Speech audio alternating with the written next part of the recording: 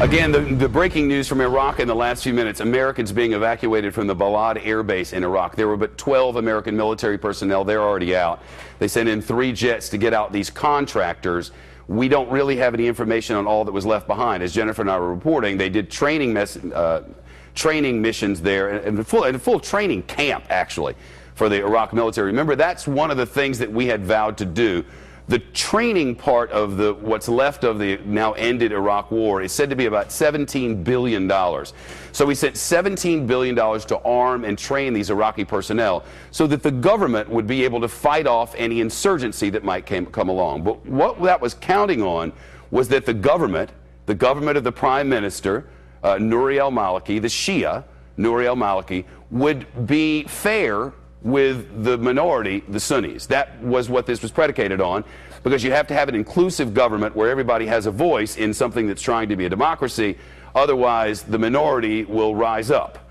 And in this case, because the minority has a lot more ties to itself than to its nation, and it has a lot of help from over in Syria, it's a relatively strong force. These Sunni who have made up this ISIS come not just from Iraq, where Sunni is a minority, but from over here in Syria, where they've obviously been fighting a civil war for like 3 years. They are battle-tested and they're hardened. And some of the leaders of this group came from the Iraqi military, because Nouri al-Maliki, the prime minister, who didn't really trust the Americans in all this, said, "You've been standing on the side of them, you're out of our military." So instead, they went over to fight with this group that's trying to take up a caliphate. Not because it's anti-government. It doesn't think government. It thinks Sunni Shia. They have a battle that's been going on long before we've been thinking about all this. Their ancestors for generations and generations and generations have had this same conflict. It's not going away because of us. And most disturbing of all of this may be when you bring Iran into the whole mix. You see, the Iranians, they're all about the Sunni bunch, and they're all aligned with all of this. So the fear among some analysts now is, and I'm not reporting this is about to happen, I'm telling you what analysts are fearing, because it's moving so quickly, you're trying to predict what's going to happen next. What if the Iranians say, nah, we might just want some of that? Because we've got all these Sunnis who are there. They agree with our cause, not with the cause of Nouri al-Maliki. Nouri al-Maliki hardly has any friends these days. Jennifer Griffin's back with us from the Pentagon, I believe. And Jennifer, I wonder what the level of concern is that the Sunnis from Iran are going to see this as an opportunity. After all, this has happened in a matter of days, not a months-long buildup that we knew about.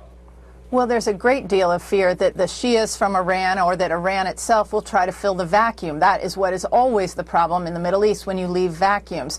The other thing to remember, Shep, is that this is also about oil. Iraq has large oil fields that will be very lucrative to those different groups, and they will be fighting over those fields in short order, because that will be what will fund this insurgency or fund the government.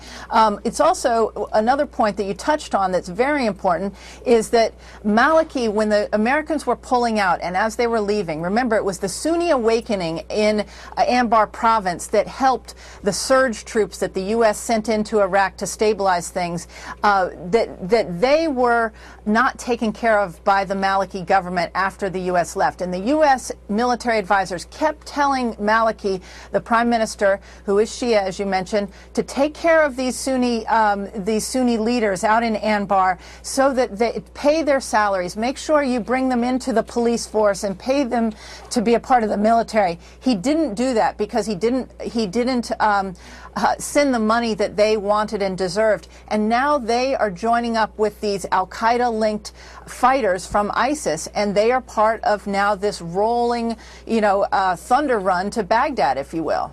All right. I want to show some viewers what we're talking about with these oil fields, because this is important. The vast majority, Iraq has 1/5 of all of the oil reserves on the planet as countries go. Most of the oil fields are in the south of Iraq, an area that you can see is basically untouched at this point. If they're going to protect anything, it's that. But up there by Mosul, which has already been taken, there are oil fields as well.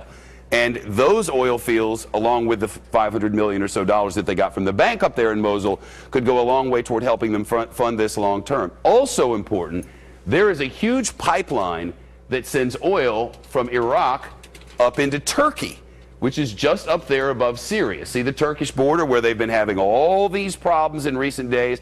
They have political turmoil there. They've had all kinds of demonstrations in the streets. And that pipeline construction, Jennifer, that's of great concern now as well. Absolutely, and our colleague Greta Van Susteren was up there in the north, and she told me earlier today that in fact we need to be keeping an eye on Kirkuk because the Kurds are now going to want to control the oil fields there, and that's going to be of concern to the Turks. So this has the potential to destabilize numerous countries. This is not just an internal Iraqi affair right now. No, Shepard. Now that you have this problem up in Mosul, there's a lot of oil development. Remember, Iraq's oil production basically went offline during much of this war, and so much of their money and resources have been spent on trying to get it back together. They're only at about a third of capacity right now. And for the rest of the world, you know, anytime there's a big problem with oil, anytime there's a big problem, the Saudis can come in and fill that void. The Saudis can add more oil to the market to sort of stabilize prices. Iraq, though, is too big a producer for the Saudis to be able to come in and make up that difference. And that's why we see these extreme movements in the oil markets, the world oil markets today, right? That's right, and it's significant that the State Department is meeting with senior Saudi officials as we speak because there is such concern about oil and oil prices. That is the backdrop of what is going on. The other thing that's interesting, Shep, is that the only country other than the U.S. right now to stand up and say that the world needs to do something about what's happening in Iraq is France. NATO has already come out and said that they will not get involved militarily. The British have said that they will not get involved militarily in Iraq. The French, the reason you're hearing from the French is because they have oil interests. They've been doing business in Iraq for many years, even predating the Saddam era. And so the French are very concerned what's happening in terms of oil right now. And then you also have to look at the UN. The Russians are going to be standing in our way. Well, we just had another new development, and at the risk of making all this very complicated matter seem even more complicated, I have to tell you what's just happened, and I want to take you over to the map to do it. We've talked about Mosul, which was an important city that the forces overtook. We've talked about them headed toward Baghdad. We've talked about how they got to Crete, and we've explained that they're close to, but not yet in Kirkuk. Well, remember, there's the Sunni and there are the Shia, and then there are the Kurds, which live in the north, right? They have some oil fields up there as well. They've been shipping some of, or I should say, trucking some of their oil into Turkey with the idea to avoid the central government in Baghdad so that Baghdad doesn't get this money and the Kurds can get it. They see themselves kind of separately anyway. Remember when the war began, we dropped some troops in the north of Iraq, and they came down to help solidify and secure the treasures and all of that? I think it was the 5th ID that came from Texas. Anyway, that was in Kurdistan, where they've just kind of not part of all of this conflict, or that's how it had been. The Kurds have since had this oil conflict, and what they've done is some of their oil has gone through Turkey, ended up in a Turkish base, and started making its Turkish port, and ended up headed toward the American Gulf Coast. Then it turned around, and now the government in Baghdad is going to file with the United Nations a complaint. So that sort of ratcheted up the troubles between the Kurds in the north and the Baghdad central government. Here's what just happened. The Peshmerga are the Kurdish forces that operate within the Iraqi army, but they're Kurds, the Peshmerga. They've just taken over Kirkuk. This happened in the last few minutes. We got a dispatch from a leader of the Kurdish forces, again, it's the Kurds in the north of Iraq, that they've taken over Kirkuk. And the quote from the leader of that group is, the central government forces, the Iraqi forces, the Iraqi government forces led by Nouri al-Maliki have abandoned their posts, and the Kurds, the Peshmerga, have taken over in Kirkuk. You think this isn't moving fast? This is moving fast. And just in, wire copy and prompter, Vice President Biden tells Iraq's Nouri al-Maliki that he should be prepared to intensify, accelerate security support and cooperation with Iraq. That from the White House. Let me back that up, prompter, read it again, because this is brand new to me. This is what just happened. Vice President Biden has just told Iraq's Nouri al-Maliki that the United States is now prepared to intensify and accelerate security, support, and cooperation with Iraq. Now, when we say with Iraq, that does not mean the Kurds in the north. It does not mean the Sunni who are running the insurgency. It means the central government of Nouri al-Maliki. the central government of Nouri al-Maliki, which is not supported by his troops. The troops are melting away in the face of all that's happened here.